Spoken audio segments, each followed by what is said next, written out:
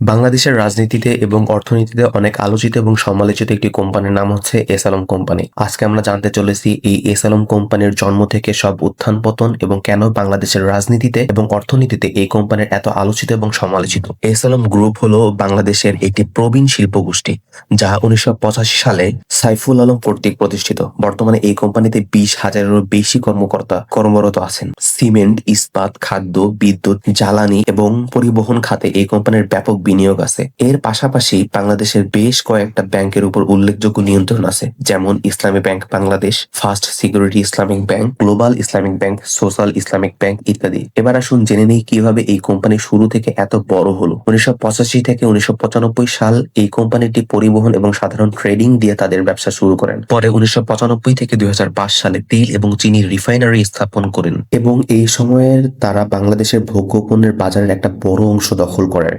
2005 সালের পরবর্তীতে তারা সরাসরি ব্যাংক খাতের দিকে নজর দেয় এবং ব্যাংকের শেয়ার কিনে আর্থিক খাতে নিয়ন্ত্রণ শুরু করে।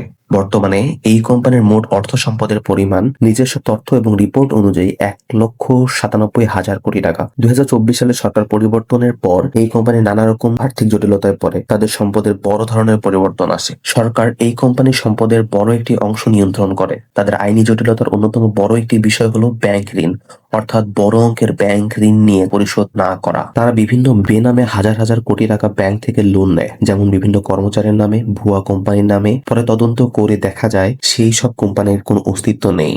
এছাড়াও তাদের নামে টাকা পাচারের একটি বড় অভিযোগ আছে। বিভিন্ন তথ্য সূত্রে জানা যায় তাদের নামে মোট প্রায় 90,000 কোটি টাকা ঋণ খেলাপির অভিযোগ আছে।